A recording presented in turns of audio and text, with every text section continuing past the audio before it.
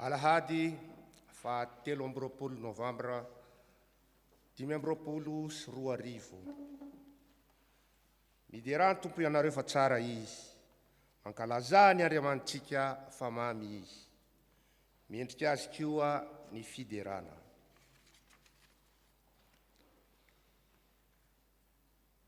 Ho aminareo ane ny fahasoavana sy ny fiadanana avy amin'Andriamanitra ray itsika sy Jesosy Kristy. Dia faly miarahaba ny rehetra ao amin'ny tompo, na isika izay manotry neto, na ianareo koa izay manaraka amin'ny aina manjery, YouTube na ny moyen technique samihafa. Arahaba tompoko. Anio alahady fa 13 novambra 2024 dia nataon'ny fitandremana FPM Aix Marseille hitondrana ambavaka ireto atoko-pihirany eto amin'ny fiangonany izay antsoina hoe Amafy.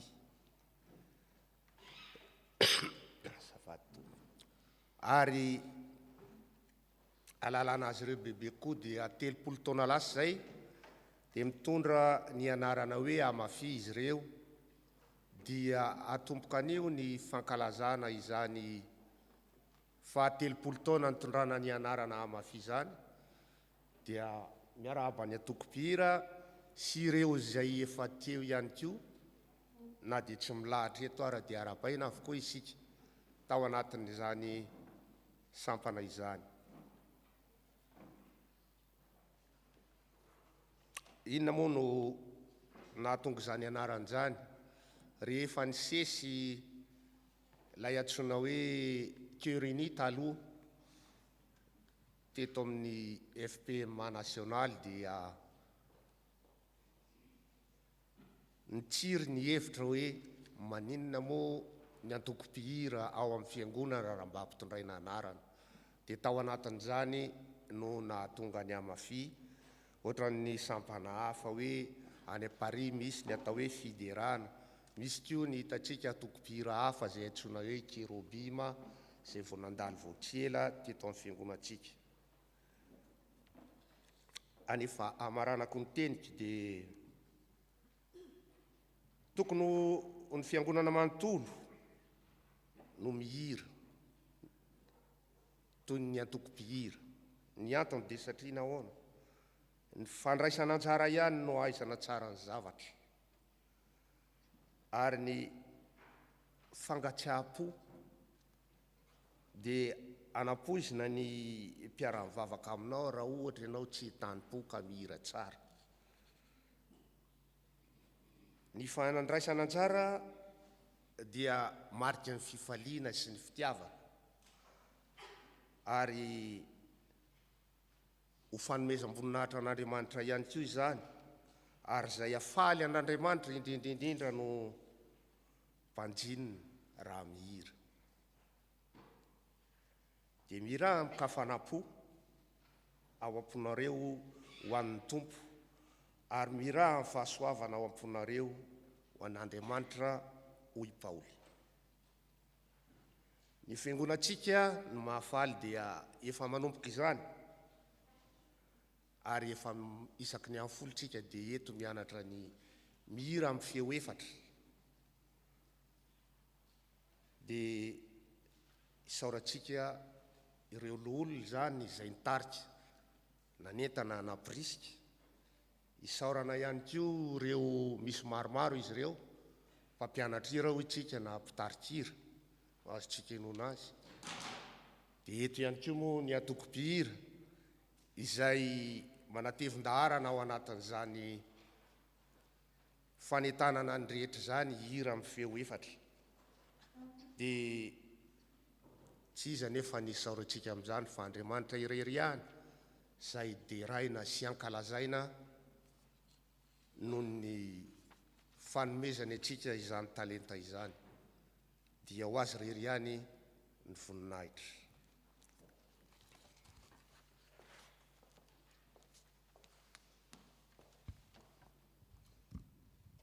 Ho toyn'izany fiderana izany a dia hiaraka maka ny salamo voalahatra isika.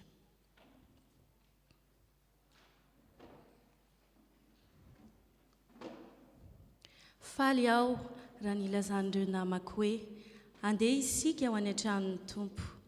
Ianao Jerosalema dia ireo fokony Israely, dia ireo fokony Tompo no fepetra ho an'i Israely izany. Ao no hijoroan'ny seza fiandrianan'ny taranaki Davida, mangatà fiadanana ho an'i Jerosalema, fanambinana ane ho an'ireo mpitianao. Fiadanana ane ho amin'ireo mandanao, fanambinana ane ho amin'ireo lapanao. No ireo mpiray firenena amiko sy ireo sakaizako, aoka hiteny hoe fiadanana ane ho ao aminao. Noho ny tranon'ny Tompo Andriamanitray, avelao aho hirarisoa anao. Amen. Molay ary hivavaka isika. Tompo, faly izahay afaka miaona aminao indray izao maraina izao. Mbola nomenao fofonaim-pahavelomana ka avelanao ampanatretena amin'ny resaka aminao ankalalahana. Mankasitraka izahay Tompo, ary raiso ny tera sy ny haja ambony-drindra atolotra ianao, dia mba ho antitra ankasitrahanao ane izao fotoam-pivavahana ataonay izao. Amen. Ataontsika ny hira 440.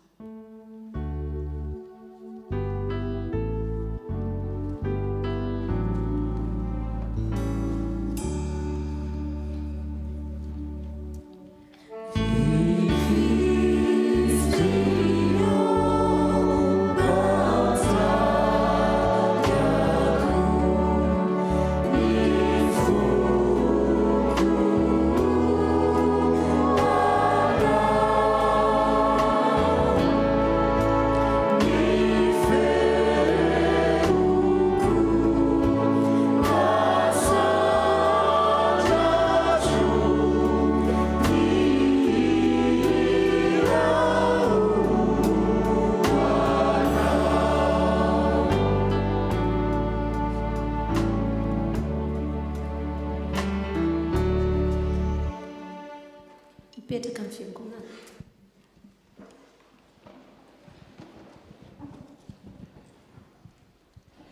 Hoenointsika ry havana ny hevitr'Andriamanitra. Koa amin'izany mangataka aminareo aho rahalahy, rahavavy, noho ny famindrapon'Andriamanitra mba hatolotrareo ny tenanareo ho fanatitra velona, masina, sitrak'Andriamanitra, dia fanimpom-panahy mety ataonareo izany. Ary aza manaraka ny fanaon'izao tontolo izao fa miova amin'ny fanavaozana ny saina, hamantaranareo ny sitrapon'Andriamanitra, dia izay tsara sady ankasitrahana no marina.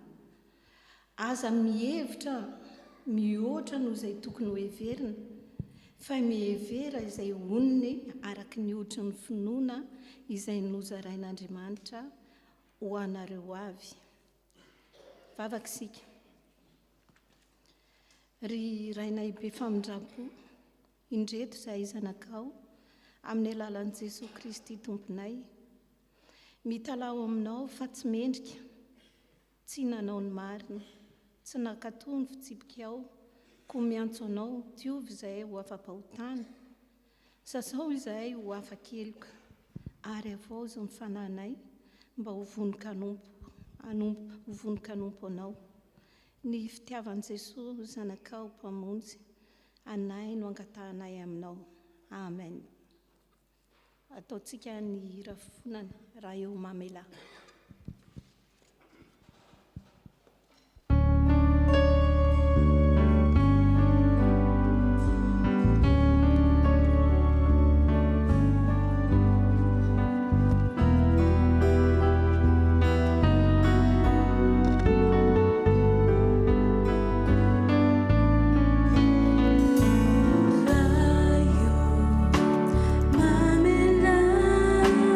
Mamela ni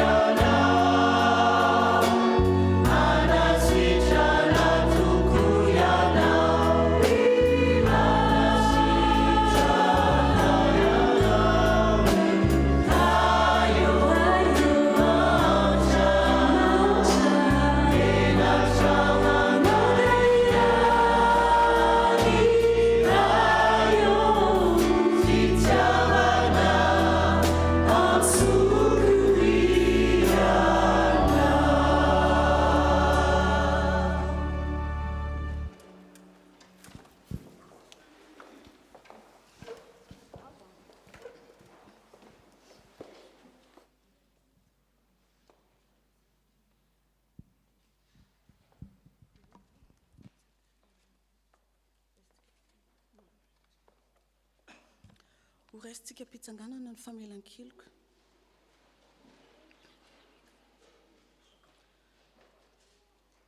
Ary aoko fantatrareo rahalahy fa lehilahy zany no hitoriana famelan-keloka aminareo, ary ao aminy anamarina izay rehetra mino ho afaka amin'ny heloka rehetra izay tsy azo namarinina anareo tamin'ny alalan'i Mosesy, fa mianatra sy mamindra fony Tompo Andriamanitrareo, ary tsy mba hiamboanareo izy raha miverina aminy ianareo. Voavela ny helokareo no ny anarany masina. Ataontsika ny hira FF 13.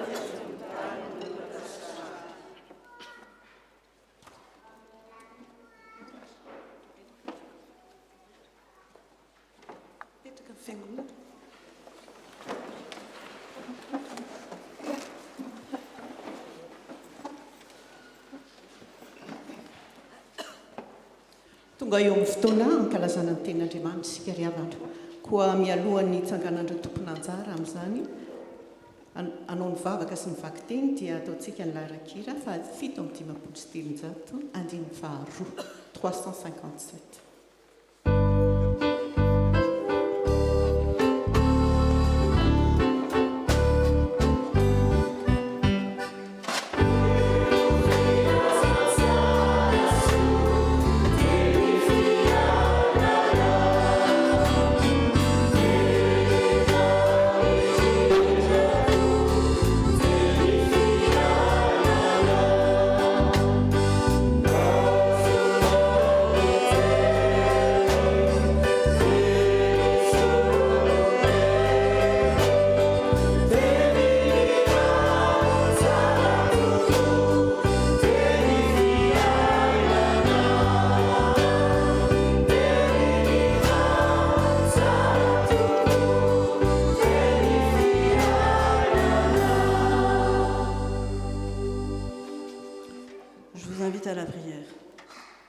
Seigneur notre Dieu, en ce jour de célébration des 30 ans de la chorale à ma fille, nous te rendons grâce pour ton œuvre au sein de notre Église.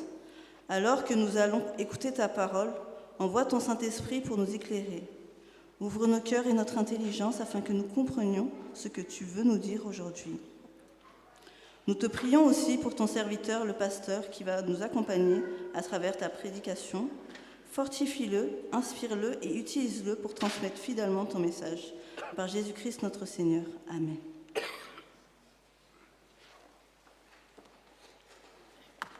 Iaraka mamaky sy hainy teny soratra masina antsika tompo. Izany dia ho hitantsika ao amin'ny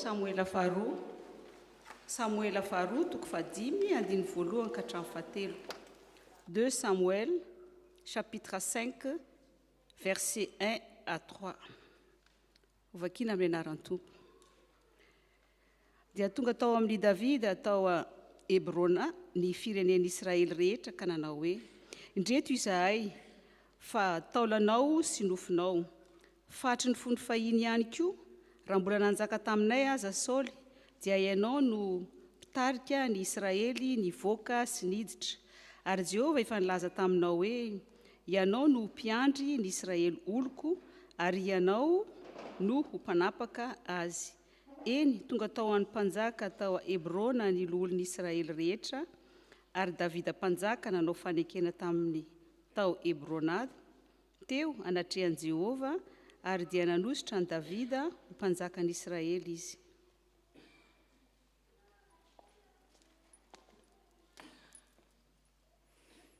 Dia mbola hotoisantsika ny famaky teny izay mbola hitantsika eo amin'ny Kolosianina voalohany. Kolosianina voalohany toko 12 ka hatramin'ny 20. Kolosianina voalohany toko 12 ka hatramin'ny 20 ka rehefa vita izany dia iarahantsika mamaky. Ka misaotra riray izay nampamendrika antsika hanana anjara amin'ny lovan'ny olona masina eo amin'ny mazava, sady na afaka antsika tamin'ny fahefany maizina ka namindra antsika ho amin'ny fanjakan'ny zanany malalany, izay ananantsika fanavotana dia ny famelana ny helontsika. Izy no endrika Andriamanitra tsy hita, ny lamatoa talohany izao zavatra ary rehetra izao, fa tao aminy no nahariana zavatra rehetra any an-danitra sy ety ambonin'ny tany.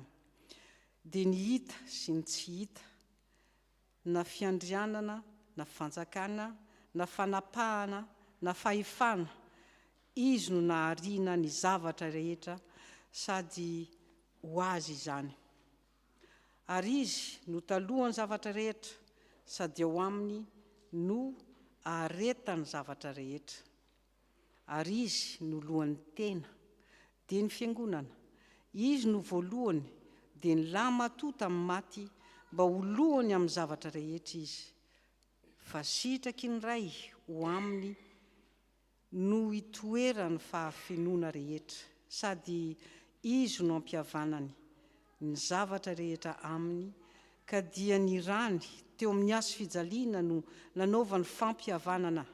Eny, izy ho iaho no fampihavanana izany, na ny ety ambonin'ny tany, na ny any an-danitra. Dia faranantsika amin'ny filizantsarany Lioka 3:20, andininy 5:30 ka hatramin'ny 7:70. Lioka 3:20, andininy 5:30 ka hatramin'ny 7:70. Ary ny olona nijanona teo ka nijery, ary ny olona kosa mba nandaja ka nanao hoe namonjy ny sasany izy. Aoka vonjeny ny tenany, raha izy no Kristin'Andriamanitra dia ilay novidiana. Ary ny miaramila koa ny ome azy, dia nankeo ka nanome azy vinaingitra, sady nanao hoe raha ianao ny mpanjakan'ny Jiosy vonjeo ny tenanao. Ary nisy soratra tao amboniny nanao hoe ity no mpanjakan'ny Jiosy. Ary ny anankiray tamin'ireo olon-dratsy na antony teo ireo dia ny teny ratsy azy ka nanao hoe tsy anao va no Kristy? Vonjeo ny tenanao sy izahay.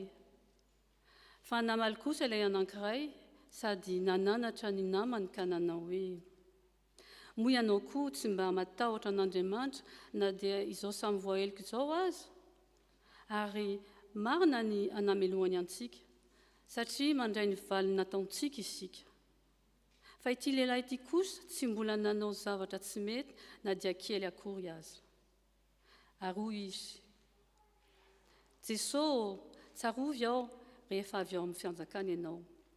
Dia hoy izy taminy, lazaiko aminao marina tokoa, anio no iananao amiko ao amin'ny paradisa. Amen.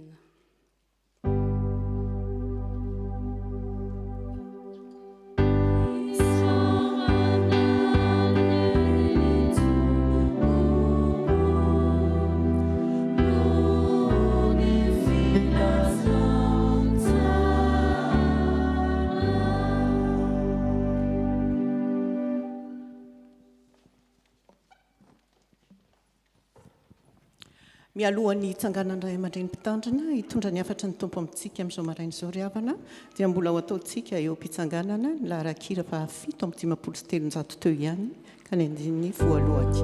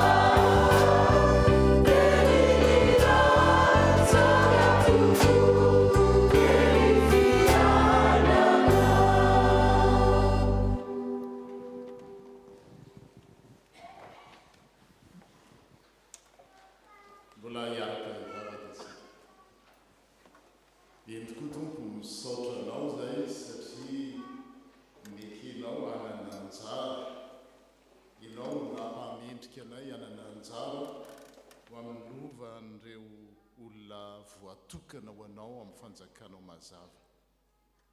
Tsy avy amin'ny herinay tokoa izany fa ianao no nampahamendrika anay, ary ianao koa no mbola nanome anay fofinaina fahavelomana hery sy tanjaka na hatongavanay ho vory eto amin'ity toerana ity ankalazanao noho ny izao fotoan-dehibe eo anivon'ny fiangonana izao. Ianao koa no mbola nampahamendrika anay sy nanome anay tombony andray izay amin'ny teny fiainana araka ny hira izay novetesina teo izany. Dia indreto izay tompo manokatra ny fonay andray izany teny fiainana izany. Ho voninahitry ny anaranao hatrany ny fiainanay, ny fiainan'ny fiangonana. Oui Seigneur, nous voulons te dire merci parce que tu nous as donné l'opportunité de faire partie à toutes ces bonnes choses, belles choses que tu as données gratuitement en Jésus-Christ, alors que nous ne sommes pas dignes de les recevoir. Mais par ton immense amour, tu nous as fait hériter. Tu nous as donné la parole de vie et nous voici, nous avons fin de cette parole, et parle-nous, Seigneur, car tes serviteurs sont prêts à t'écouter.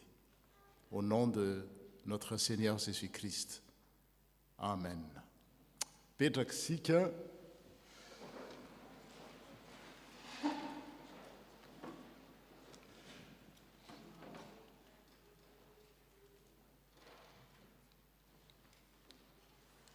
Maromaro ihany ny antoko firaty raha isako mihoatra ny 3.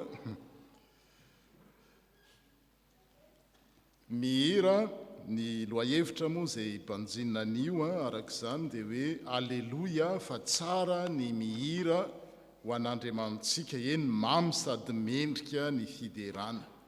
Na amin'ny dième izy dia hoe miderany tompo ianareo fa tsara izy mankalaza ny Andriamantsika fa mamy izy mendrika azy koa ny fiderana. Ry havana malala, andro lehibe tokoa anio, andro malaza, satria mankalaza n'Andriamanitra no ny fahatelopolo taona izay nahafahany antonkom-pihira nitondra izany anarana izany hoe antsa fiderana. Ety am-piandohana dia tsara hatrany manamarika fa rehefa misy ny taom-pankalazana toy izao, anniversaire na jobily izay ilazantsika azy, dia tsy dia fiteny loatra ny hoe mankalaza ny fahatelopolo taona, fa Andriamanitra no ankalazana noho zany fahatelopolo taona izany. Raha tsy izany dia mankalaza zavaboaritsika dia lasa toy ny sampy, manompo sampy. Fa rehefa tonga ny fotoana toy izao, betsaka atsoatsika zao dia ankalaza n'Andriamanitra indray noho ny fahafitopolo taona ny FPMA ex-Marseille, tsy haiko amin'ny taona 7 sa 7 hitatsika raha orina. Dia Andriamanitra no ankalazana amin'izany fa tsy ilay taona akory. Izy no nanome atsika fahasoavana, tombo-pahasoavana, nahafahantsika ny riary sy ny velona nandritra an'izany taona izany. Ka tao anatin'ny 30 taona tokoa Andriamanitra dia nitarika ny antoko-pihira, nampahery, niaro ary nanavao hatrany zany antoko-pihira zany. Maro ny olona nifamezivezy tao, ny tombo tao anatin'izany antoko-pihira izany. Ary amin'izao andro izao dia mampatsiahy tsika indray ny tombo fa ny hira eo anivon'ny antoko-pihira zany, ny hira ary nampatsiahiviny filoha Ratianana Serge raha nanomam-panahy tatsy amin'ny hevitra izay, dia izao ny hira dia tsy hoe zavakanto fotsiny, c'est pas simplement un art. Ny hira indrindrandrindra eo anivon'ny fiangonana dia asa fanompoana, asa fanompoana eo anivon'ny fiangonana ny antoko-pihira, ary rariny sy hitsiny raha anokanana fotoana toy izao hitondranam-bavaka azy ireo. Ary ny zavatra tsy sakatra ny saina fa mahagaga dia izao ny vaky-teny izay voalahatra an'io teo, vakitsika ny fandimby teo, miampy an'ilay salamy 7:100 izay nisafidin'ny antoko-pihira manokana anompanana izao taom-pankalazana izao, dia miantso antsika fiangonana, ary indrindrandrindra miantso antsika antoko-pihira mba hira. Dia misy 4 le izy, dia izay no jerentsika an'io: hihira an'Andriamanitra, hihira an'Andriamanitra voalohany. Ny faharoa, hihira ho an'Andriamanitra. Ny fahatelo dia izao, hihira ao amin'Andriamanitra. Ary ny fahaefatra farany dia izao, mihira miaraka amin'Andriamanitra. Zay zany no hitatsika. Ary ny andraikitry ny antoko-pihira, ny antom-pisiny ny antoko-pihira dia mitondra ny fiangonana ray manontolo ho amin'izany hoe ahatonga ny kristianina rehetra hihira an'Andriamanitra, hihira ho an'Andriamanitra, hihira ao amin'Andriamanitra, ary hira miaraka amin'Andriamanitra. Zay efatra zay zany dia izao, raha vao misy anankiray amin'ireo latsaka dia tsy atoko-pihira ny atoko-pihira, tsy kristianina ny kristianina. Raha hoe mihira an'Andriamanitra fotsiny izy, betsaka izany. Na mihira ho an'Andriamanitra, iran'Andriamanitra fotsiny, Andriamanitra hoe tsy mahalala anao, tsy fantatra ianao naoviana. Ary tsy maintsy mihira ao amin'Andriamanitra izy. Zay mahazava-dehibe. Dia hojerentsika tsirairay izay teny zay rehefa avy eo, avec nos amis francophones ici présents et sur le réseaux sociaux, YouTube, et pour ceux et celles qui vont suivre aussi, qui vont les lire en podcast, parce qu'on le sait qu'il y en a qui le relisent, qui le revisionnent. Aujourd'hui, nous célébrons Dieu pour les 30 ans de grâce de Antsa Fiderana. Pendant 30 ans, Dieu a conduit, fortifié, protéger et renouveler ce ministère. Je dis ministère parce que la chorale au sein d'une église, ce n'est pas juste un groupe de ceux ou celles qui savent chanter, bien chanter. C'est un ministère, c'est une vocation. Et aujourd'hui, nous rappelle, le texte du jour nous rappelle que chanter n'est pas seulement un art. Il y en a qui ont l'art de chanter, mais ce n'est pas que ça. Mais c'est aussi une mission, une vocation. Et les textes que nous avons lus aujourd'hui, avec le psaume 147, verset 1, que Hans Fideran a choisi comme thème, ces textes nous appellent à chanter sur Dieu, chanter pour Dieu et chanter en Dieu. Et le dernier, chanter avec Dieu. Les quatre réunis qui font d'une chorale une chorale. Et la mission de la chorale est de conduire l'Église dans cette dynamique-là. Voilà pourquoi j'ai dit qu'une chorale est un ministère à part entière. Si elle chante pour elle-même, elle trahit sa mission. Si elle chante pour Dieu, si elle chante sur Dieu, si elle chante en Dieu et avec Dieu, elle devient une sorte de pont qui relie le ciel et la terre. Utankarazana pont zany tetezana mampifandray ny lanitra sy ny tany. Rehefa ny antoko mihira ho an'Andriamanitra, mihira ao amin'Andriamanitra, miaraka amin'Andriamanitra ary mihira an'Andriamanitra. Tsy ny anankiray na ny roa na ny telo amin'ireo ihany, fa izy efatra ireo. Au-delà de la célébration, alors, ce culte est l'occasion de rappeler la raison d'être d'une chorale dans l'Église, entraîner l'Assemblée à la louange, l'aider à entrer dans la présence de Dieu et faire résonner la parole de vie que nous venons de chanter tout à l'heure à travers les chants. Milohan'izay rehetrarehetra izay dia izao miverina amin'ny teny fotsitsika raisitsika voalohany aloha le salamy 7:7 izay tena nofidiny ny antoko-pihira ho anorenana izao taom-pankalazana izao dia raisitsika koa rehefa avy eo le vaky teny telo hafa manamafy izay voalaza izay. Dia alohan'ny hidirana amin'ireo le lafiny efatra reo zany mihira ho an'Andriamanitra sy ny sisa tao dia hojerentsika aloha zany io salamy 7:7 amin'izay io satria lalina izy io ary tsara anaovan'ny antoko-pihira mety hoe karazana lasy na étude biblique mihitsy fa lalina le izy. Halleluja, kitov jamera helenu kanaim nawata tehila. Midera ny tompo fa tsara ny mihira ho an'Andriamanitsika, fa mahafinaritra, fa mendrika ny fiderana. Dia tsy hoe ny teny amin'ny teny tsy fantatra teo fa teny fototra le izy teny hebreo. Halleluja. Alléluia. Alléluia. Alléluia. Vous savez ce que ça veut dire Alléluia?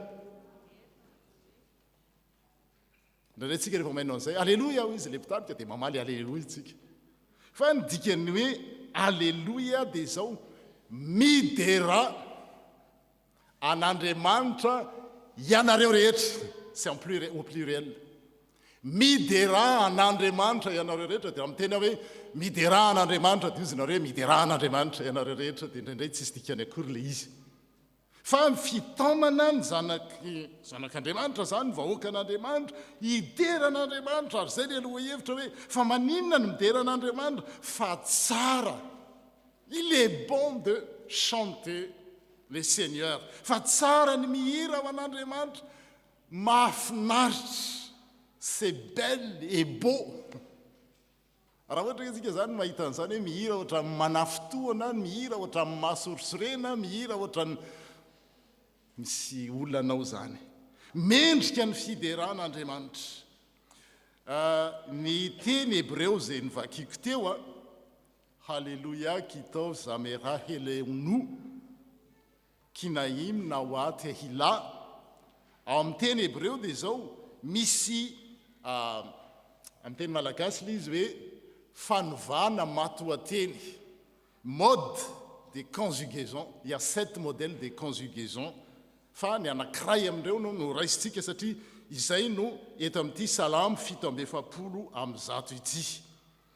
Et c'est modèle ou mode de conjugaison qui modifie le sens du verbe. Et ce qu'on appelle le piel. Ça va être et ce piel ne change pas seulement la grammaire du verbe, mais il change le sens, l'intensité, la force et la portée. Et je le dis en français, si je prends un verbe à casser quelque chose, et que je mets au piel, et ça donne briser. Manamafia ni hevitrilay teny le izy. Ary tsy mahita an'izany afa-tsy ao amin'zareo hébreu reo, ary zay no mahalala nyity teny zay ny fidin'Andriamanitra anambarany ny tenany ity. Rehefa ampiasana zany io piel io dia tena miova ny teny anankiray, ny matoateny anankiray fa tsy mijanona ho matoateny tsotra fotsiny izy. Ary ampiasana izy eto amin'ity salamo 7 amin'ny zato ity amin'le teny hoe mira. Dia natao au piel le izy dia lasa manometo izao tsy hoe mihira dia betsaka ny hira ohatrohatran'izany. Fa rehefa zay ny tonga ato an-tsaiko fa rehefa mampiasa n'ity piel ity zany ny teny dia le mihira dia manome zao dikany zao mihira amikery, tsy le mihira amin'ny kafanampo, mihira miaraka amin'ny zava-maneno. Zay zany le io rehefa mamaky an'io salamo 7 amin'ny zato io zany dia fa tsara ny mihira ho an'Andriamanitra, hoe mideran'Andriamanitra. Dia ny ao anaty saitsika manomboka zao raha ohatra ke mbola tsy zay le izy dia zao hoe mihira amikery Ndray mantsy rehefa misy mihira mino fa amin'ny antokopira tsy misy an'izany zara raha misokatra ny vavany. Raha ohatra ka nareo anamarina hoe tsy misy an'izany amin'ny antokopira dia jereo reny le YouTube reny dia jereo eo hoe mihira amikery ny antokopira antsafiderana satria 30 taona izy tao. Mihira amikafanampo izy, mihira miaraka amin'ny zava-maneno izy. Zay zany anankitelo.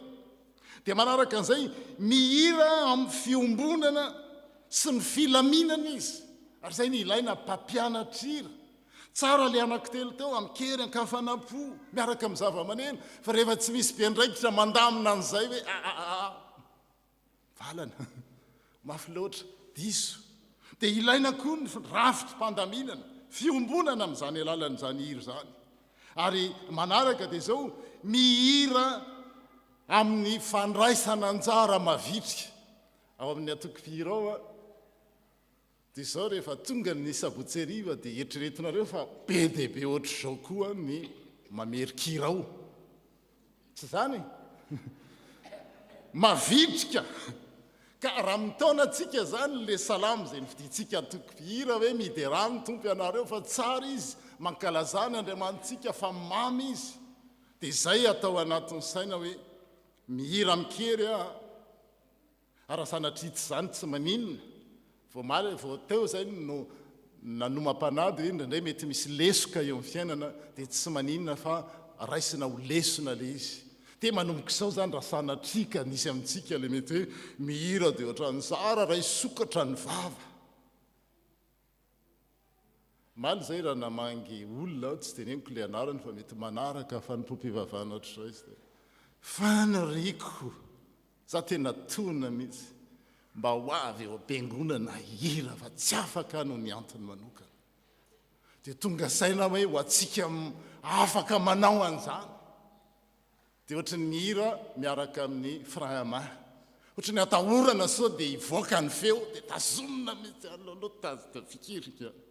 dia zay le teny io zany zay no atao hoe piel ao amin'ny teny fanovana matoateny mode de conjugaison amin'ny hébreu biblique zay mahasarotra azy ary mifanakaikaiky amin'ny teny malagasy any izy io fa betsaka ny tsy manam-pitovizana mihitsy dia zay zany tsy hira mangingina fa izay le izy hira velona hira masina amin'izay reo zany no fototry ny antoko-pihira ao amin'ny fiangonana amafiny atsika dia zao manana zay fiderana velona manentana manandratra ny foa manandratra n'Andriamanitra indrindraindrindra ary efa mihira araka ny voalaza teo ho an'ny tenany ihany ny mpihira anankiray mihira satria za mangafeo mihira satria za mahay mihira tsara araky ny solfa solfège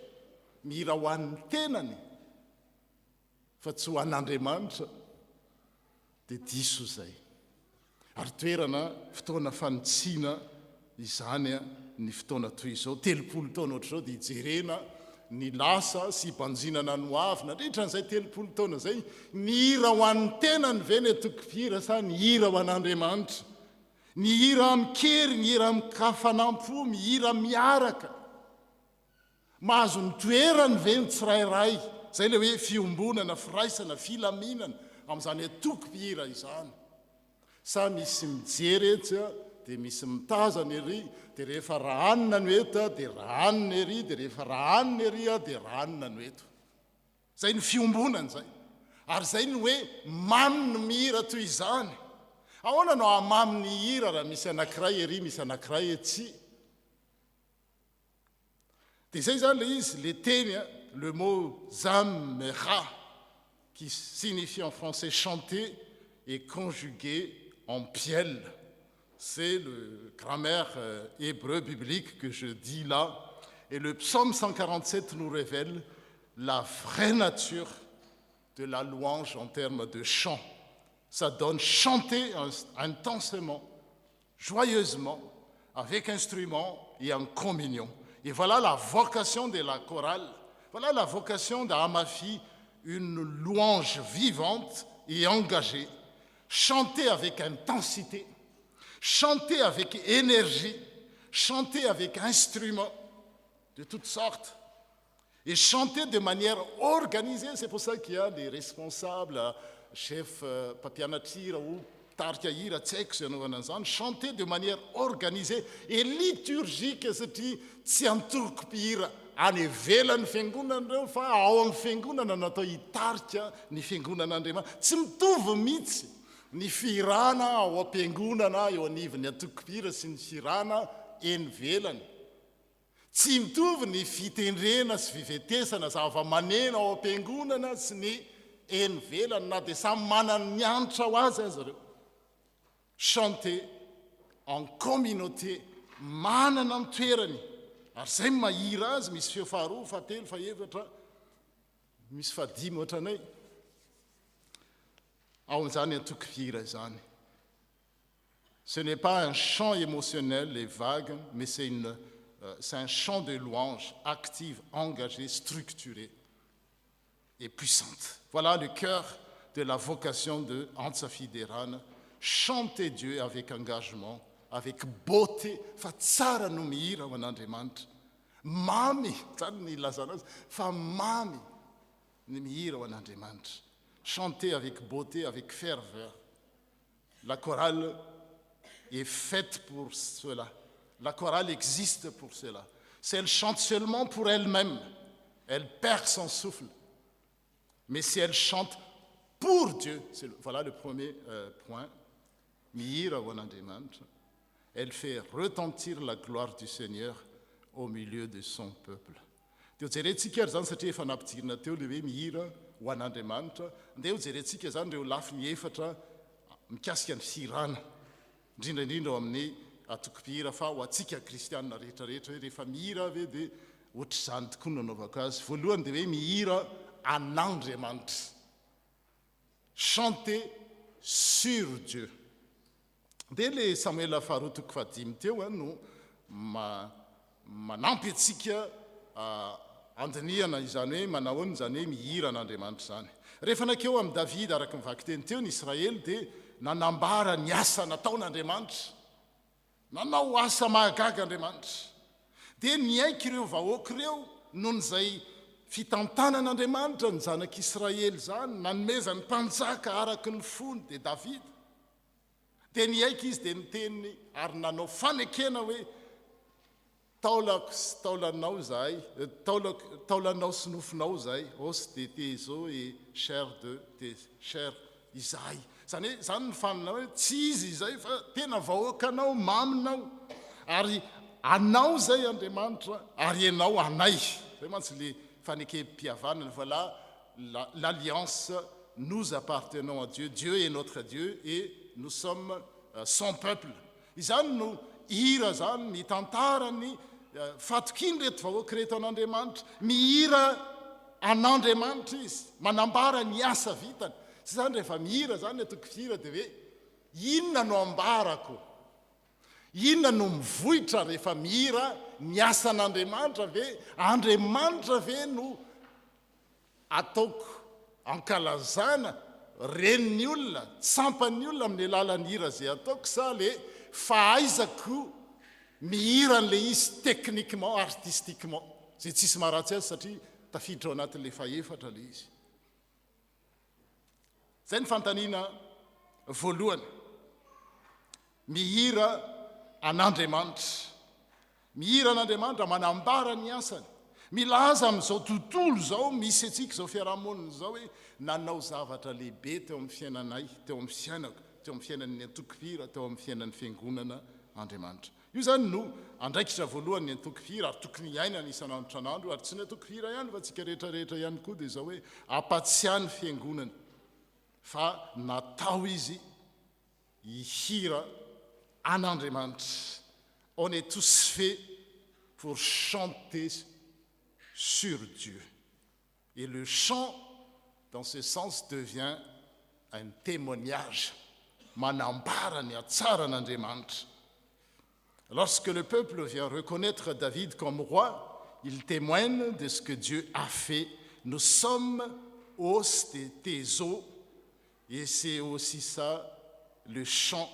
C'est un chant de mémoire, un chant qui rappelle les promesses accomplies par notre Seigneur. Un chant qui raconte les merveilles de Dieu, les œuvres de Dieu. Chanter sur Dieu, c'est raconter sa fidélité, proclamer haut et fort combien il est majestueux, comment il est fidèle.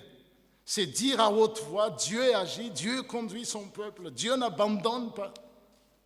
Voilà la première mission de Ansa Fideran en tant que chorale vivante au sein d'une église, de notre église, mais aussi la vocation de chacun de nous en tant que chant. Chanter sur Dieu. Dia raha ohatra ka tsika zany nahita an'izay hoe izay le izy dia ho jerentsika indray hoe ahoana indray ny anankiray ny hoe mihira ho an'andriamanitra izay efa natsidika teo ihany chanter pour Dieu. Le hira indray zany rehefa hoe ho an'andriamanitra dia lasa karazana ohatrany hoe fanomezana. C'est comme une sorte d'offrande qu'on offre à Dieu, le chant que nous chantons là. Hitanao rehefa décentré sur nous-mêmes rehefa tsika zany mihira dia zany le mahay mihira, zany le mangafeo, zany le tena mahay techniquement, zay le ohatran'izao dia zao makany amiko le izy. Fa rehefa hira ho an'andriamanitra izy dia lasa zavatra ankasitrahan'andriamanitra. Tena ohatran'ireny hoe manolotra rakopisaorany ireny tsika ao an'andriamanitra hoe andriamanitra hito no ananako mahay mihira ary mangafeo misy ariny sasany tena manga antitra be mihitsy. Bleu tsy ny filazana zany bleu marine be mihitsy dia ahoana omeko anao io ilainy ao amin'ny fiangonana dia zao manapeo ary mahay mihira araky ny solfa tsara mahitsy mihitsy dia zao irako anao zany be dia be ny tsy manana an'izany tsy ny olona rehetra ny manana an'izany ary zay maha vocation azy ny atao hoe vocation dia zao misy olona nofidiana manokana mihitsy anao azy fa ny olona manana le izy indray ohatra mampifilafila io momba ataovy za tsy mahay an'io nisy zay ny vocation etrety hoe za suis appelé pour prêcher ici dia isaky ny antsoina dia satsy anao satsy anao satsy anao satsy anao satsy anao zay le izy mihira ho an'Andriamanitra lasa fanatitra ho an'Andriamanitra le feotsika le fahaizatsika mihery io zay tsy nomena ny olona rehetra ary zay ny valazan'ny Paoly apôstôly amin'ny Kolosianina toko voalohany zay nivakiana teo fa fitiniko le izy dia azo fitina toy izao hoe noforonina ho an'Andriamanitra ny zavatra rehetra ary tafiditra ao anatin'izany ny hira ny eny ny zavatra zavaboarin'Andriamanitra dia azotsika atao ho fanatitra ho an'Andriamanitra lasa altaran'Andriamanitra mihitsy ary ny tenatsika satria manolotra ny hira ho fanatitra velona ho an'Andriamanitra araka le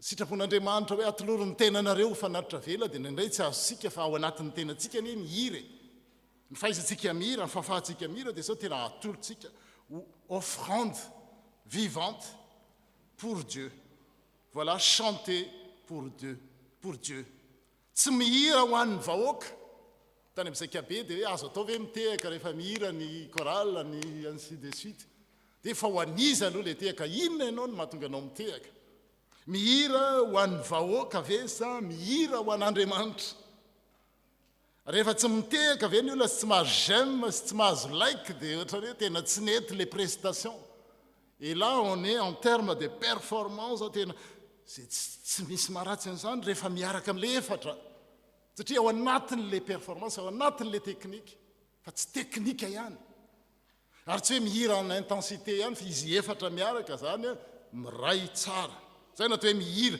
zay no atao hoe antoko-pihira ary zay no ahafahana manao jeritodika amin'izay 30 taona zao hoe tamin'izay 30 taona nomenao anay izao tompo iza tamin'izay raha hitanareo atao ohatran'ny karazana tana rayon le izy ohatran'ireny akodiarany reny dia atao eto zany hoe mihira ho an'Andriamanitra mihira an'Andriamanitra mihira miaraka amin'Andriamanitra mihira dia ndraindray misy ny ray amin'ireo a le lava be dia ny sasany kely dia lasa le kodiara-tsarety manao kapila-kapa ohatran'izao zay ny ijerena mijeritodika ohatran'izao 30 taona ohatrao zany mahafinaritra c'est très beau fa fotoana ray koa andinihana hoe taiza ho aiza amin'izay ary tsika koa hoe rehefa mba mihira Andriamanitra iza amin'izany no tena hoe mila atsaraina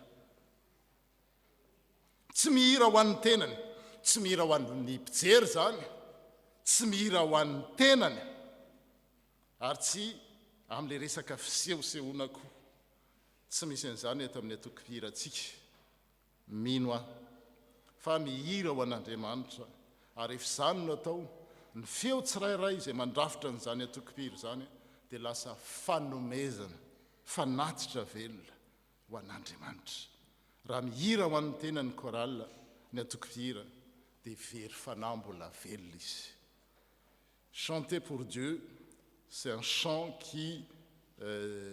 un chant comme offrande et l'apôtre Paul nous rappelle, je recite juste le verset, tout a été créé par lui, c'est-à-dire Jésus-Christ, et pour lui. Donc la louange, le chant n'est pas pour l'assemblée seulement, pour le public.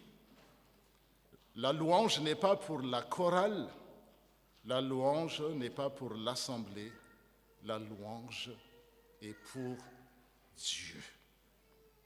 Quand une chorale chante pour Dieu, rehefa ny choriste tsirairay ao mieritreritra hoe hiditra ao amin'io a hipetraka erina iza na iza toerany dia Andriamanitra no irako.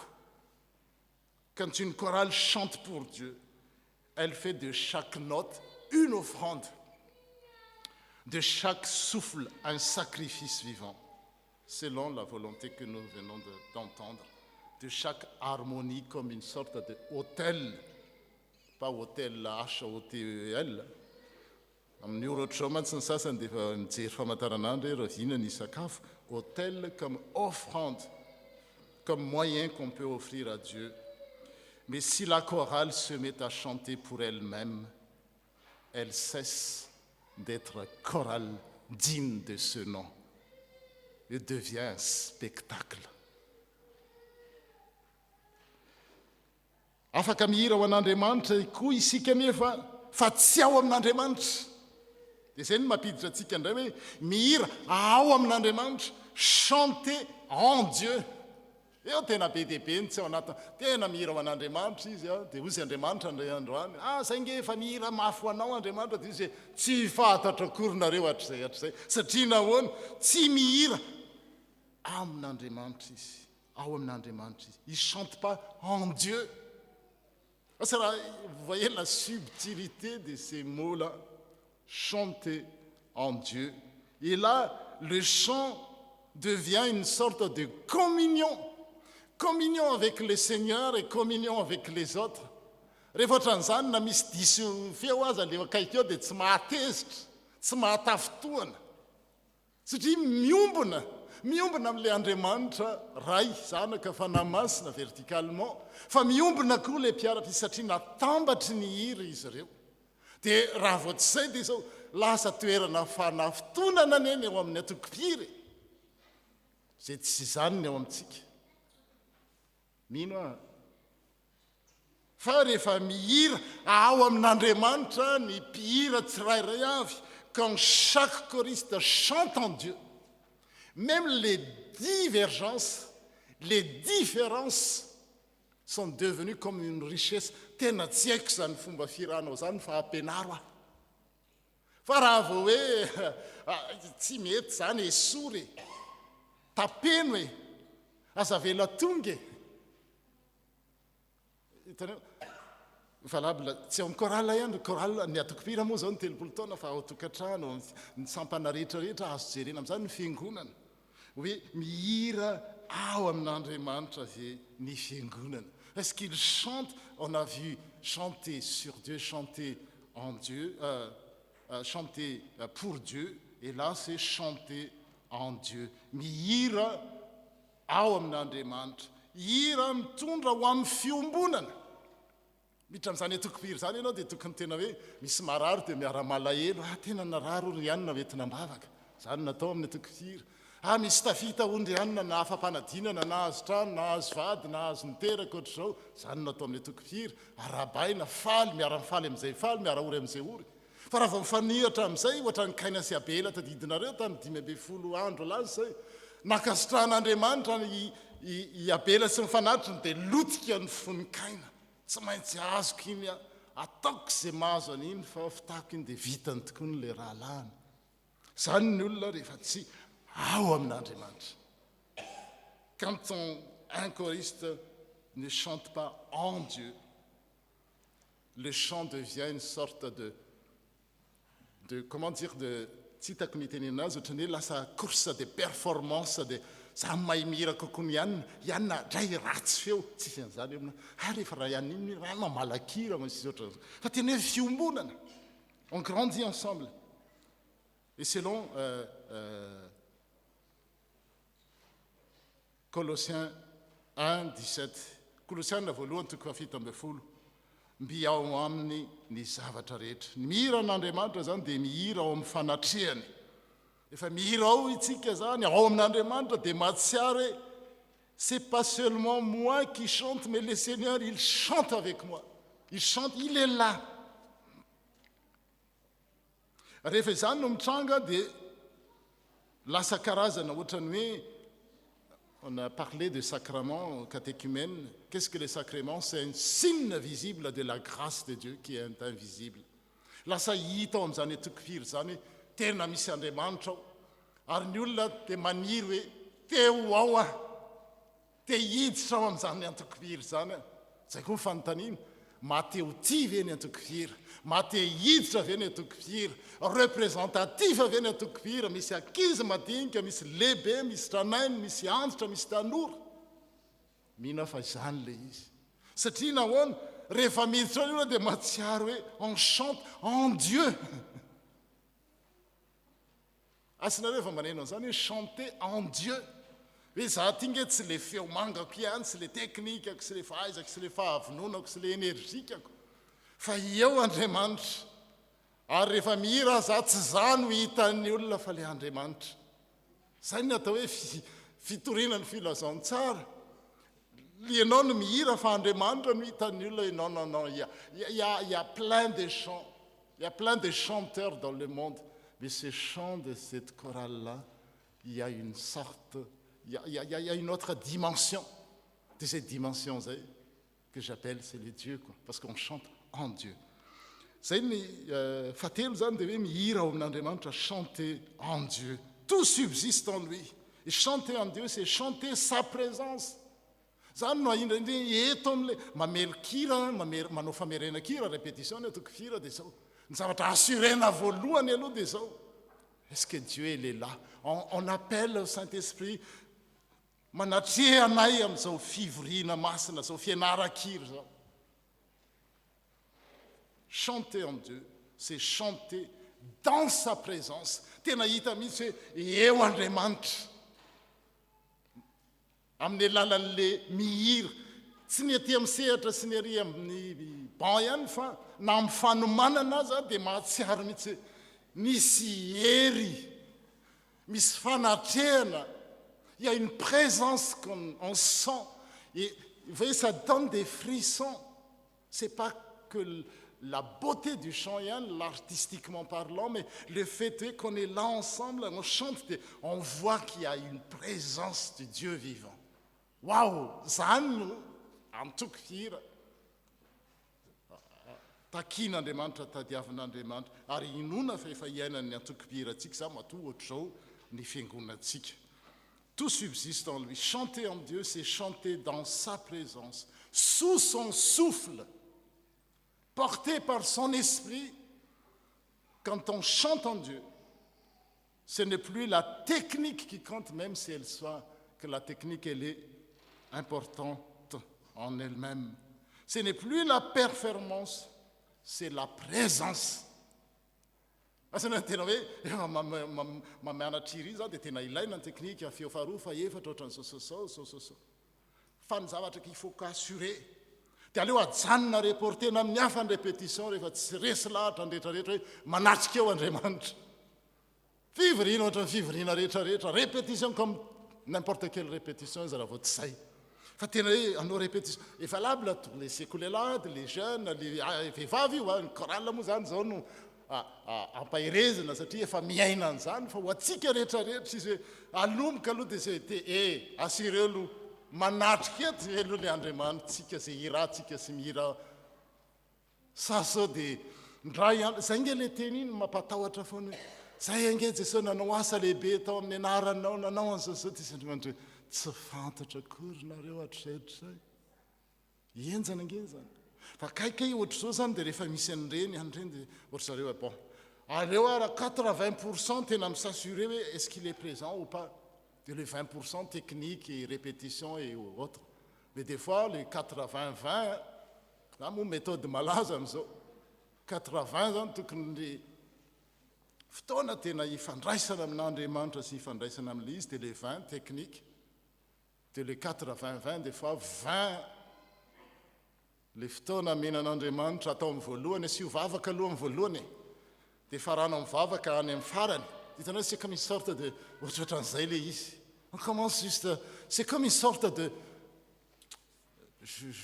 le mot m'échappe. C'est comme une sorte de le mot m'échappe. Tsy tian'Andriamanitra tenenina angamba zany. Avy eo rehefa avy eo zany dia tonga amin'le hoe faratamponitsika. Dia izao hoe mihira miaraka amin'Andriamanitra.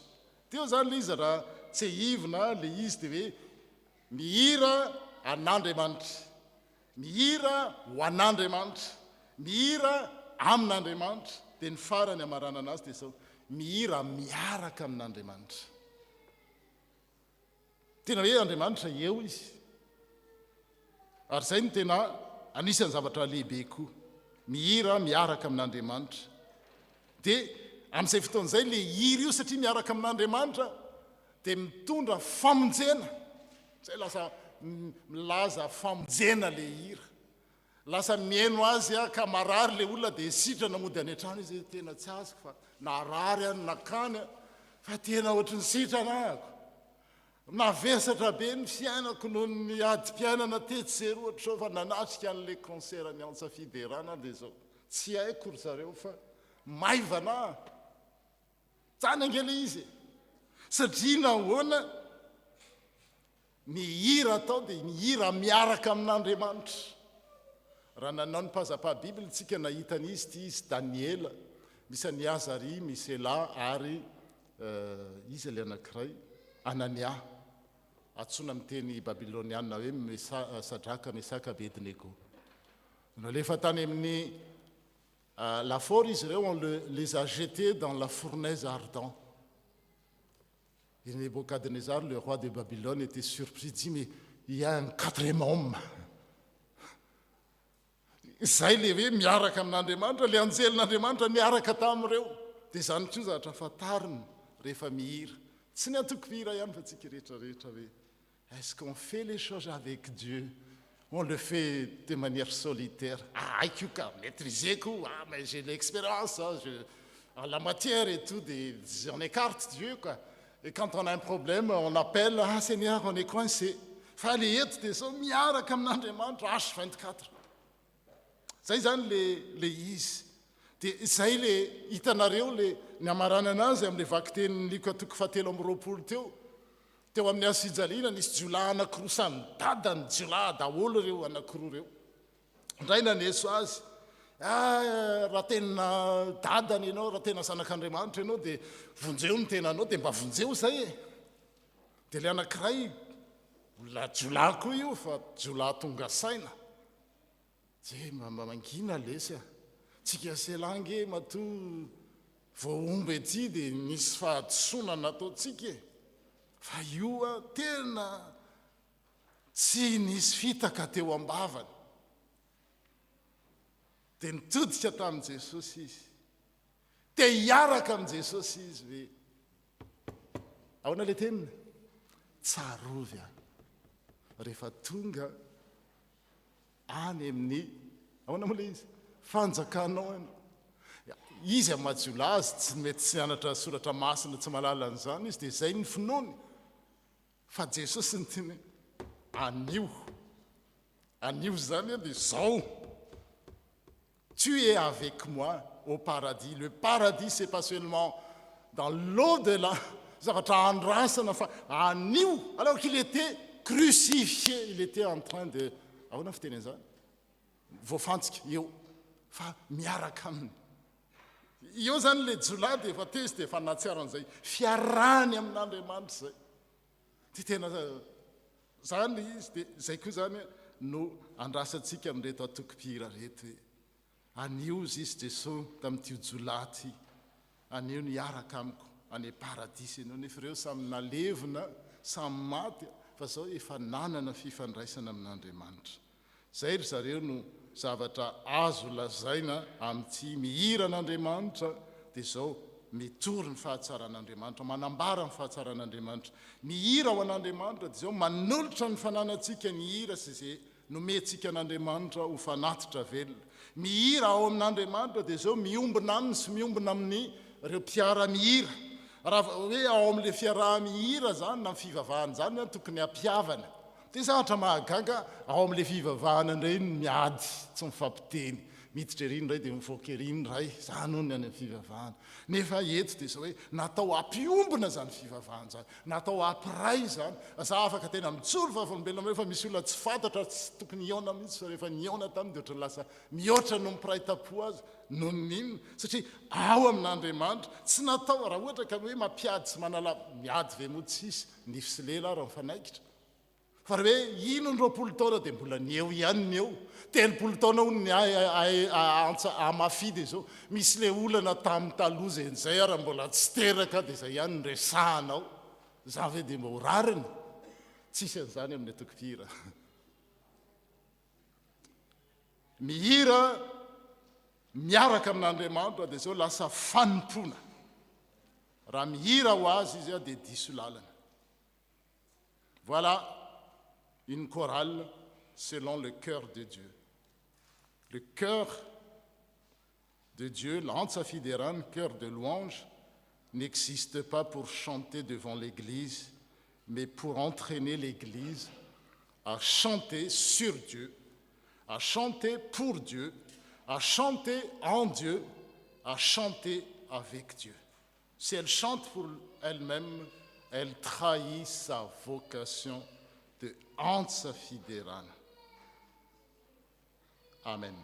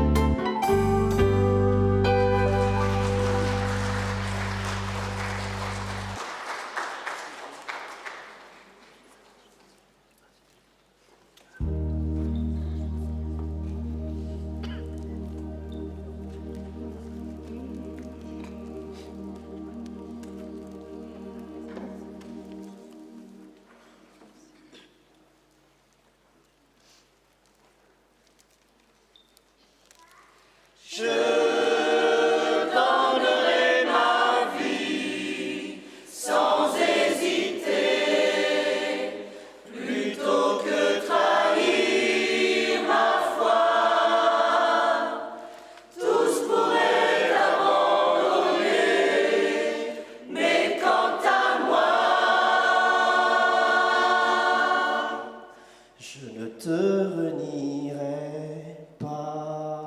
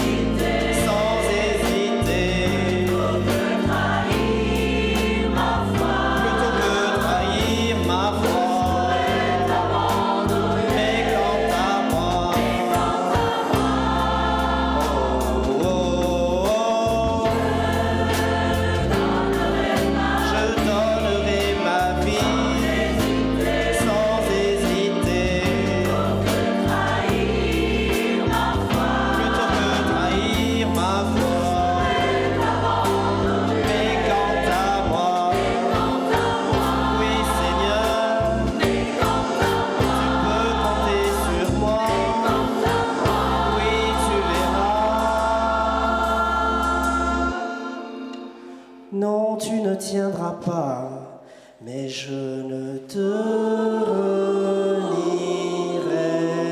pas.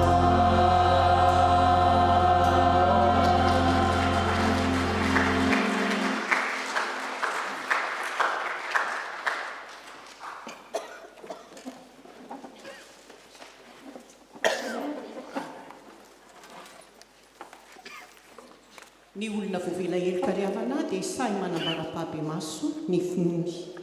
Koa iarahantsika manonona eo am-pitsanganana izao ny fanekem-pinomy.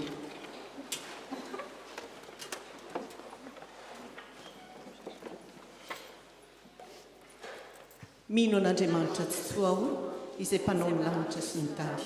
Andriamanitra dia fanahy, Andriamanitra dia fitiavana, Andriamanitra dia manjakatra amin'ny taloha indrindra ka ho mandrakizay. Andriamanitra dia nampiseho ny fitiavany antsika, fa fonom-bolam-panoka isika dia mafy hamonjy Kristy. Mino an' Jesosy Kristy zanan'ilay tokana tompontsika ao, tonga izy hitady sy hamonjy ny very. Izy ny lalana sy fahamarinana ary fiainana. Izy dia tsy miova ho maly sy anio mandrakizay. Mino ny fanahy masonao. Izy no nanambara ny fanahyntsika fa zanak'Andriamanitra isika. Fanahy iray ihany no nanaovam-batisantsika rehetra ho tena iray. Ny fandresina izay enti mandresy izao tontolo izao dia ny fonontsika. Tompo, ampitombony finoanay amen. Mipetraka ny fiangonana. Tonga eo amin'ny fotoana hanambarana ny rarahan'ny fiangonana isika izao ry havana, koa dia miangavy indrindra ny mpitantsoratra ny fiangonana hanambara izany rarahan'ny fiangonana izany amintsika.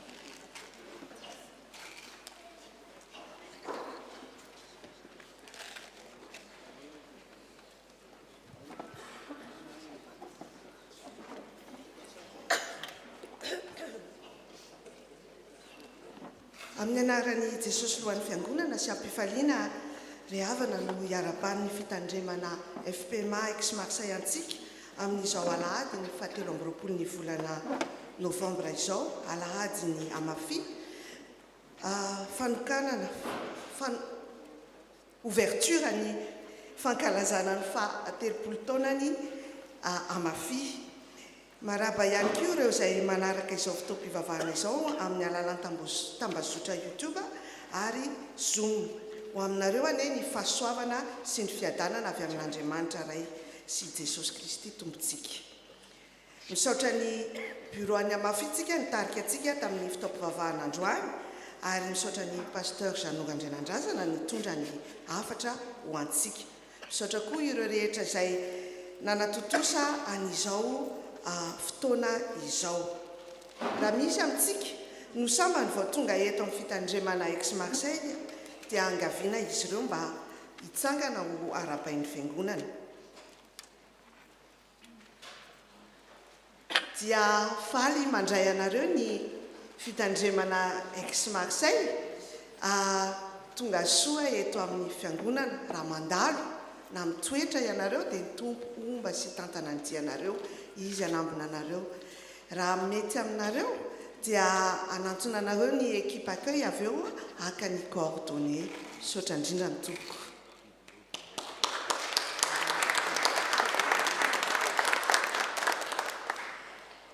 Misaotra ny tompo isika fa vita soma tsara ny fanavaozana ny loholona sy ny diakona. Noho izany dia omentsika ny filoha zany ny fitenenana faly anolotra antsika izy ny birao vaovao hiasa amin'ity taona faharoa manaraka ity. Hitondra mambavaka azy ireo isika ary ny tompo anambona azy ireo ary ny fanamasina no ameno azy ireo sy ny fahendrena, ameno hery fahendrena rehetra afaka anao ny asan'ny tompo. Ry hava-malala, araka ny tenen'ny mpitantsoratra teo dia vita soa tsara moa zany ny assemblée générale izay nitanterahantsika tamin'ny herinan'io. Ny ao amin'ny birao manomboka amin'ny 20 ny volana Joary izay tarihan'ny mpitandrina Fandrianandrasana Janot, dia ao ny filoha-panampy, ao ny filoha-panampy Andriamatoa Rabe Manantsoa Farlay Arivony.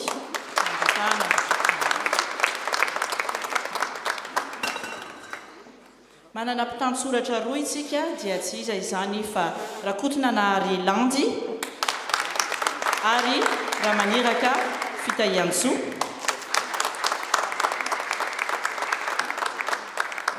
Ao ihany koa ny mpitahely vola Edy Rakotondrainy,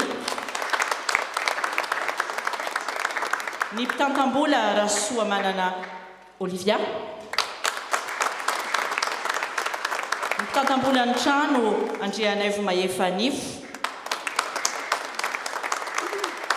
ary ny mpitantsoratra ny vola Rabe Manantsoa Marina,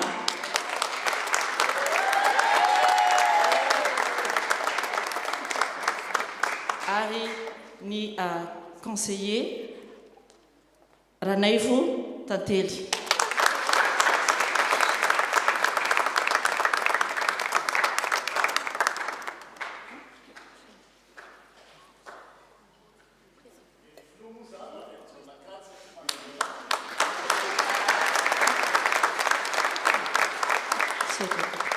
Dia ireo zany izay fony meladay izay voafidy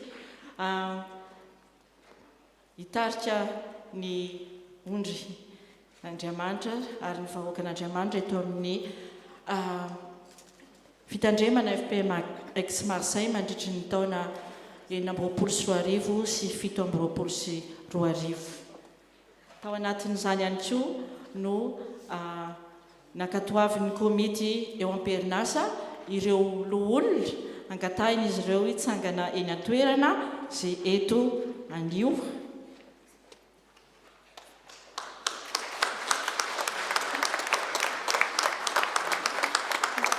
Misy tsy eto an-toerana fa te ho lazainantsika miandalana eo ihany.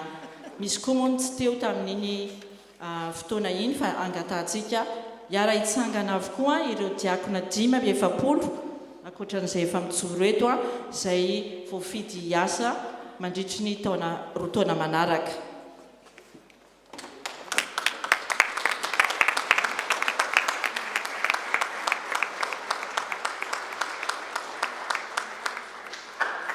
Dia izay ary tompoko ny vokatry ny Assemblée Générale tamin'ny herinandro ka dia mitompo ane momba ny mpiara-miasa rehetra izay tarihan'ny pastera mandritry ny roa taona.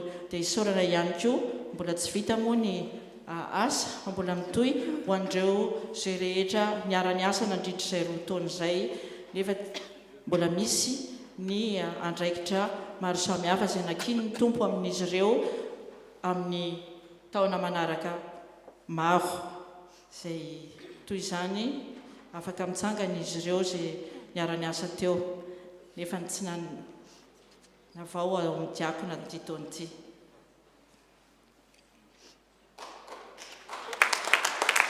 Misaotra tompoko. Afaka mipetraka isika miara-miasa.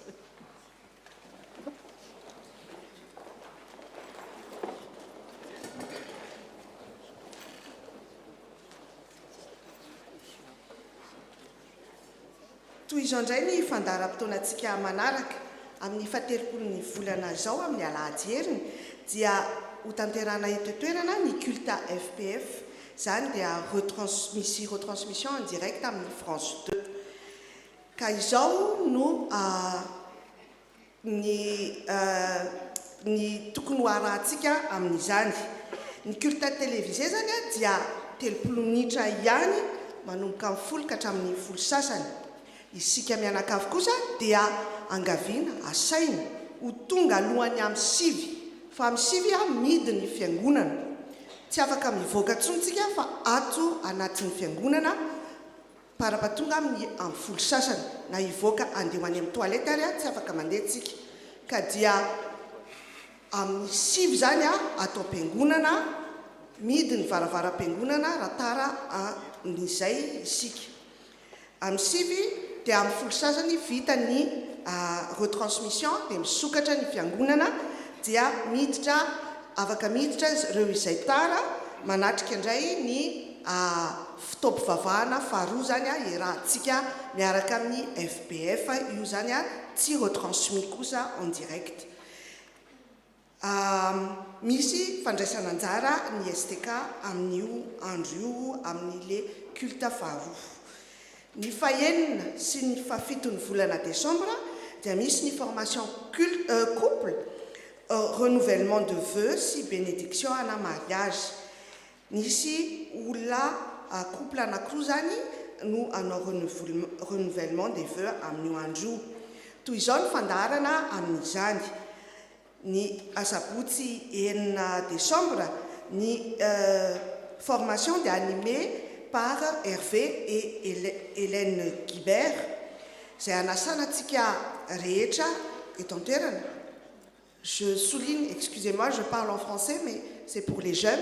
Je souligne pour les jeunes, vous êtes invités à venir pour cette formation très importante parce que c'est pour nous, pour vous, pour vos futurs foyers, vos futurs couples, vos futurs amoureux et amoureuses, que vous puissiez bien choisir les choses bien comme il faut. Bon, vous rigolez, mais c'est très important. Et on vous invite nombreux à venir à cette formation. Il y aura comme thème, l'accueil sera à 14h30. Les thèmes seront mariage, célibat, le mariage, la base de fondement et pilier, les étapes du couple, du temps pour les enfants, et il y aura une boîte à questions et des échanges libres. Et en gafintika, il tundra à côté, il fait un psarana à New Andrew. Ni fafitun fulana zany ni alahady dia misy ny renouvellement ny vœu ana couple zay avanotenenantsika teo hoe anankiroa. Ny faefatra ambin'ny folo ny volana Desambre kosa dia natokantsika ho alahady ny mpitandrina sy ny asa fitandremana. Isy sakafo agape amin'izany ary ny andininy dia ho lazaina ao aoriana. Ny faha 20 ny volana Desambre dia ho tanterahana ny Noelin'ny ankizy ny sampana sekoly dia eto an-toerana. Ny faha 20 ny volana kosa dia misy ny veillée de Noël zay ataontsika manomboka amin'ny fitoro ary ny fotoana ambavaka ho fankalazantsika ny Noël ny 25 ny volana Desambre dia manomboka amin'ny 10 eto an-toerana. Azadino fa mitohy hatrany ohatra ny isa-taona ny fiaraha-misakafo miaraka amin'ireo izay lavitra havana, ireo izay irery, aza misalasala, afaka manantsona ny responsable tsika, taty Zoa, taty Anitra, Alain, no miandraikitra izany dia afaka manantona an'izy ireo tsika misoratra anarana sahady. Misy zany ny fety Krismasy sy ny réveillon. Ny faha 20 ny volana Desambre kosa dia alahady ny fianakaviana sy ny zanak'ampelezana. Toy izao ny rakitra voangontsika tamin'ny faha 12 ny volana teo tamin'ny alahady mitotaly 849,90 €. Ampatsahivina antsika hatrany fa misy ny rakitra anankiroa, izany dia ny rakitra kitapo mena dia ho an'ny fonctionnement ary ny kitapo manga dia ho an'ny PAE, ny rano, ny redevance, ny électricité sy ny taxe foncière. Afaka mampiasa carte bleue koa isika amin'izany na amin'ny paiement par téléphone amin'ny appli téléphone raha misy an'izany amin'ny téléphone-ntsika. Dia misy koa ny QR code ho an'ireo izay manaraka ny culte à distance amin'ny YouTube. Dia ny virement bancaire koa torak'izany. Ny ekipa finance dia vonina hatrany andray ny voaloham-bokatritsika etsy aoriana. Manasa mpitiavantsika hanao masque raha toa ka ilainy izany satria ho fiarovantsika ho an'ireo izay olon-dehibe, ho an'ireo ray aman-draintsika lehibe ary ireo izay marofo. Ny fotoanany hebdomadaire amin'ny fiangonana dia tsy ho lazaiko eto fa ho avoaka amin'ny slide.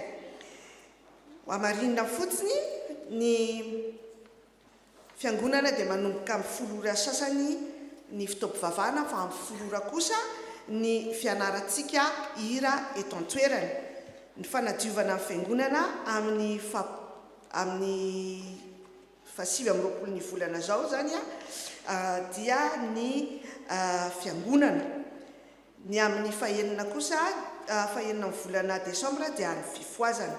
Ny diakona tompon'andraikitra anjara amin'ity volana ity dia ny groupe C sy ny E. Vaovao avy amin'ny sekoly lahady. Tous les moniteurs et interfaces sont conviés à l'Assemblée générale pour l'élection du nouveau bureau de la section le dimanche 23 novembre après le culte. Vaovao avy amin'ny scout.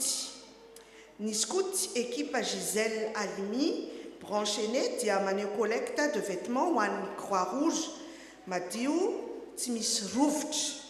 Hatramin'ny faha 14 ny volana Desambre, point de collecte aty amin'ny efitra Carmel.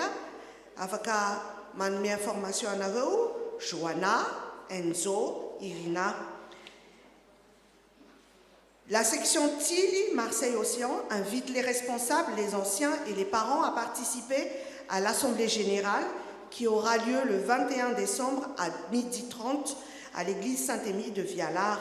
À l'ordre du jour, l'élection du bureau, comptant sur votre présence, bien fraternellement, le bureau. Vaovao régional ny fa 7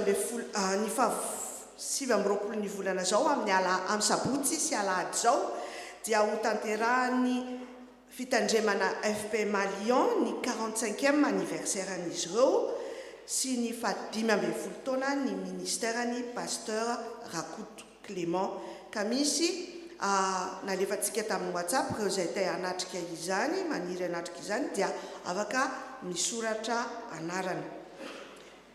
Vaovao nasionaly ny varotra godisy dia mitohy hatrany fandraisan-drarantsika amin'izany ho an'ny radio Anjomara izy io ka dia misy mug sy tote bag etsy aoriana 20 € ny vidiny. Hatreto dia mbola 3 ny voavarotsika tamin'izany ka dia manasa antsika tompoko hividy hanoana ny radio Anjomara misaotra indrindrany. Vaovao 13 mada filazana manjoho.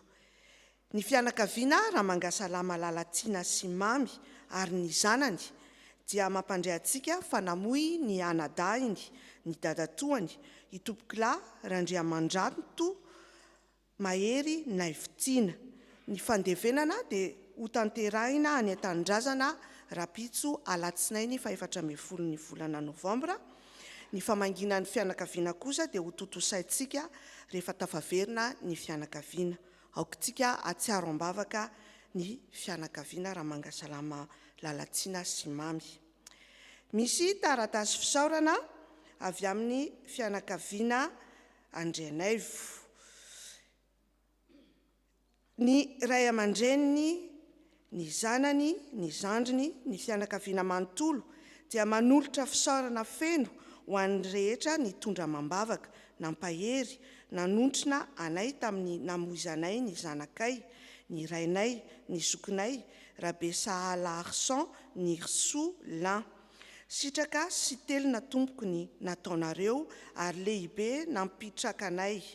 Tsara levenana ny maty ary Andriamanitra manakare-pahasoavana ne amaly zato eny ny fitiavana naseho nareo. Dia mampafantatra anareo koa fa i tonton Fafa zany dia actuellement any amin'ny hôpitaly nanao AVC izy tamin'ny herinandro ambony afa nivoaka ny soins intensifs izy fa afa amin'ny service de médecine any amin'ny 12e étage. Famangina zany mangavy indrindra raha misy famangina tompoko tsy ho tanterahana zao fa mbola reraka izy fa dia ny fitondranareo ambavaka no tena zava-dehibe. Raha misy afatra dia afaka manoratra nareo voarainy na mandalo amiko dia isaorana indrindra ny vavaka reo satria tena zava-dehibe tokoa ny vavaka ny tronanareo ambavaka fa tena tsapanay ary hitanay tokoa ny tanan'Andriamanitra ny asa tamin'ny izany aretina izany dia ho anazy ireny ny voninahitra. Ny pôle médico-social, ny consultation médicale dia mitohy hatrany amin'ny fahenina ny volana zao amin'ny Desambra zao zany dia afaka misokatra anarana ireo izay mila izany consultation zany na ny rendez-vous amin'ny assistante sociale. Karaha kosa dia mitohy hatrany isaky ny asabotsy tonton Augustin dia mandefatsika ny petit message raha misy na tsisy ny karaha. Ny fitness kosa dia mitohy hatrany isaky ny alatsinainy amin'ny enora sasany ariva. Ny banque alimentaire kosa dia misokatra hatrany ho atsika izay mila fanapila izay hitantsika izany ao amin'ny salikate ary raisina tanandroa ireo izay maniry anoana izany. Amin'ny faran'ny fotoana ny amafy dia manolotra antsika ny collation etsy aoriana. Izay indray ary ny vaovao sy ny asa miandrantsika eto amin'ny fitandremana ex-Marseille, FPMA ex-Marseille, atsiaro sy tondra mambavaka ireo asa rehetra ireo ny marary sy ireo izay mandalo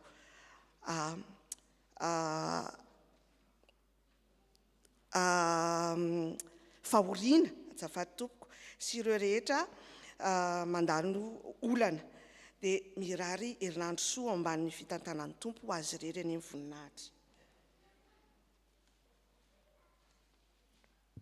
Mankasitraka ny mpitantsoratra ny fiangonana isika ry havana nanambara izany raharahany fiangonana izay maro be tokoa izany tamintsika. tonga amin'ny fotoana andray arsika izao hanavaozantsika ny fanoloran-tenantsika ho an'Andriamanitra amin'ny alalany fanatitra. Mandritra izany no anaovantsika ny larakira ny firana fanampiny fa 420. Tsarovy riavana fa izay manome an'ny fifaliana no tian'Andriamanitra. Andoni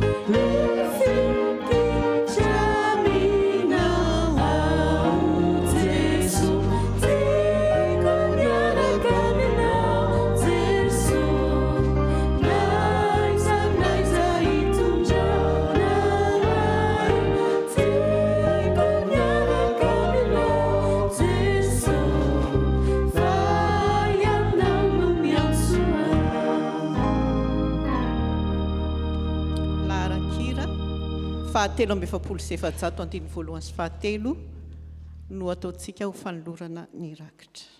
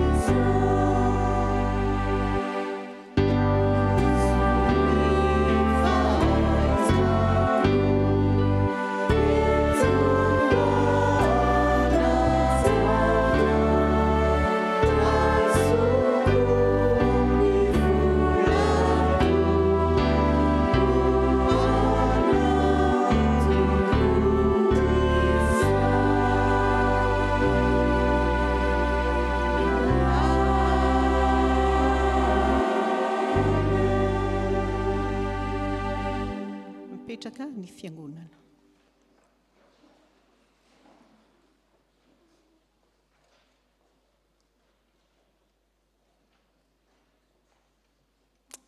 Amarana ny fotoantsika izao ry havana, koa mangataka ireo tompona anjara mba hiroso hanao ny vavaka fisaorana sy fangatahana.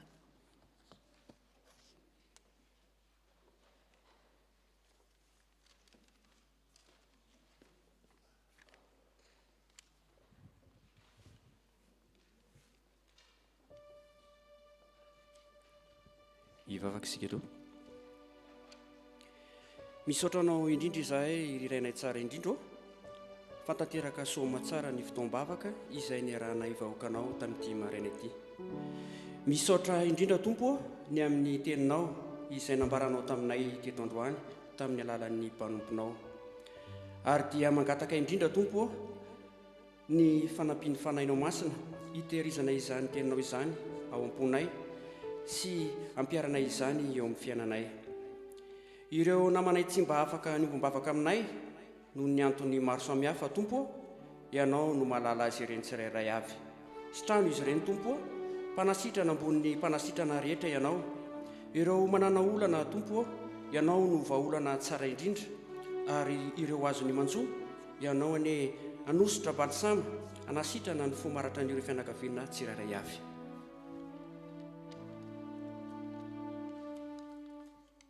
Seigneur, nous venons devant toi avec un cœur reconnaissant, car tu nous as permis d'acquérir ce lieu pour notre communauté. Nous t'offrons ce local comme une maison de prière, comme un espace de louange, de fraternité et de service.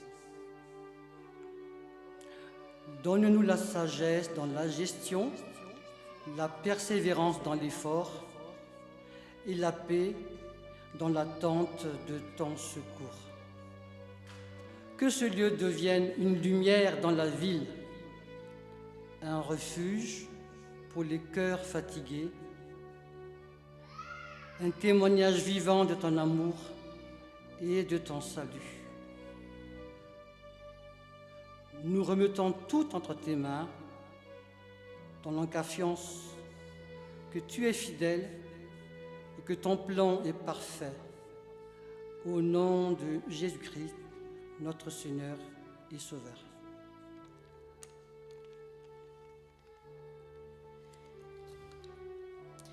Mangataka koa izahay tompo ny amin'ireo asa marobe miandry ny fiangonana izay notansaina taminay teo. Ianao tompo no ahatanteraka ny asa rehetra, fa izahay kosa dia anaiky hatrany ho fitaovana eo am-pelatananao amin'ny fanatanterahana izany. Misaotra tompo fa tanteraka somatsara ny hetsiky ny sampana valo izay natao omaly. Ampetraka aminao tompo ny amin'isy asabotsy sy alahady ho avy izao izay anatanterahana ny kulta FPF. Ianao koa tompo no angatahanay ho mba mandrakariva ny ray aman-dreny mitandrina sy ireo ankohonany, ary feno ny fanahinao masina ireo mpiandraikitra rehetra eto amin'ny fiangonana mba hitarika azy ireo amin'ny fampandrosoana ny asanao. Ny mpandray fanasan'ny tompo rehetra, ny vita batisa, enina ny tsy vita aza dia tehiriza ao aminao mandrakariva, fa tsy misy maharombaka izay ho an-tananao. Amen.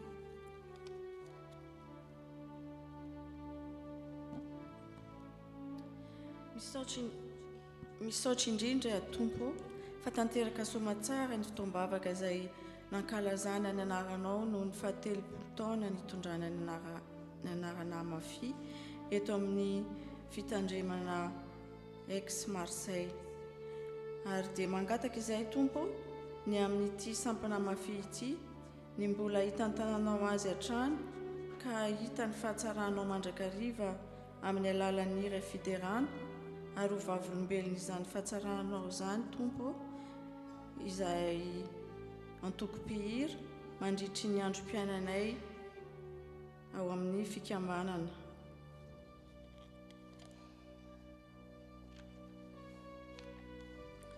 Seigneur de toute création, nous t'apportons Madagascar, notre terre natale.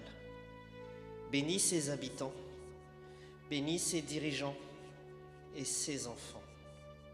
Donne la force à ce peuple de surmonter les défis et fais fleurir la justice, la prospérité, la solidarité. Nous t'offrons aussi la France, notre terre d'accueil. Que ce pays demeure un lieu de rencontre et de respect où chaque personne trouve sa place et sa voix. Nous crions vers toi pour la paix dans le monde. Apaise les conflits, désarme les cœurs violents et fais de nous des artisans de la réconciliation.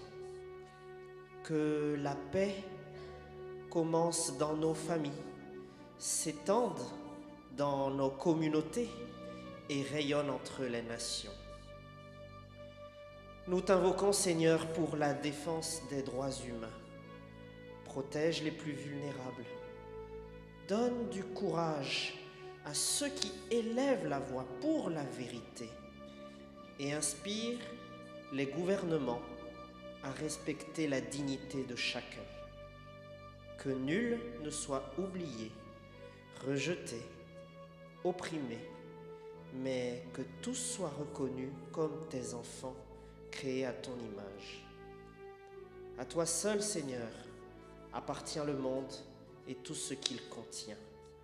Apprends-nous à nous offrir à toi. Donne-nous un cœur confiant en ton accompagnement pour pouvoir donner du temps, de l'argent, de l'énergie au service de ton évangile.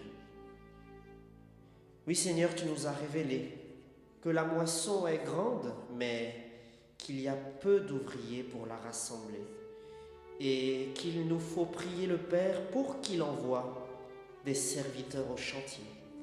Seigneur, envoie-nous des pasteurs selon ton Église. Soutiens les efforts de chaque assemblée en attendant ton retour glorieux. Et nous voulons terminer, Seigneur, par cette prière parfaite que tu nous as enseignée et que nous allons prononcer en malagasy.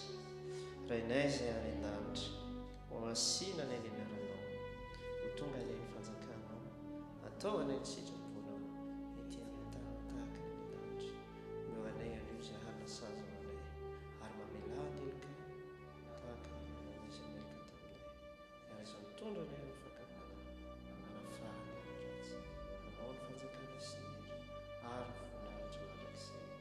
Amen.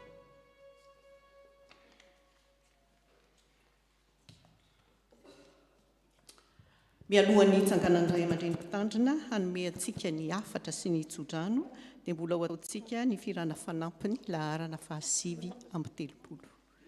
Ataontsika eo am-pitsanganana.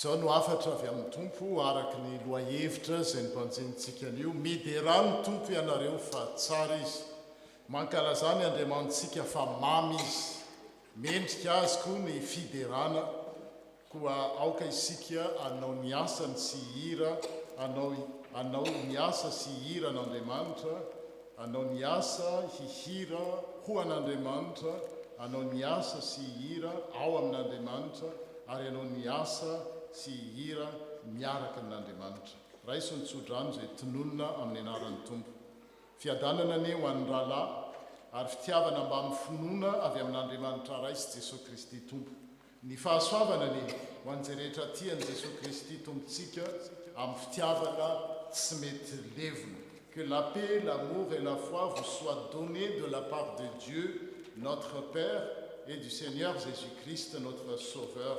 Que la grâce soit avec tous ceux qui aiment notre Seigneur d'un amour inaltérable. Amen.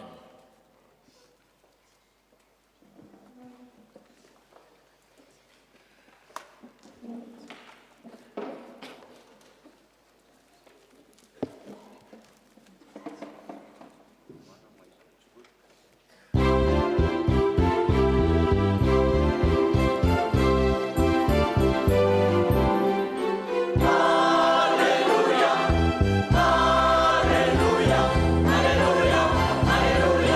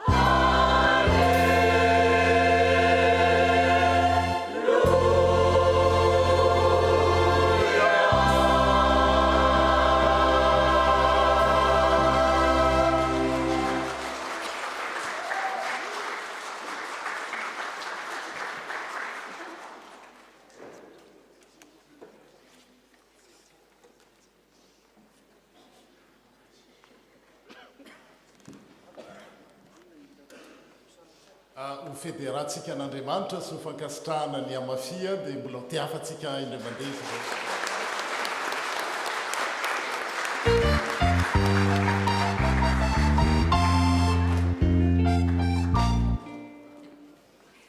Voninahitra ho any amin'ny avy indrindra ho an'Andriamanitra ray sy zanaka ary ny fanahy masina hatramin'ny taloha indrindra ka ho mandrakizay mandrakizay. Mandehana ny fiadanana ka manimpony Tompo.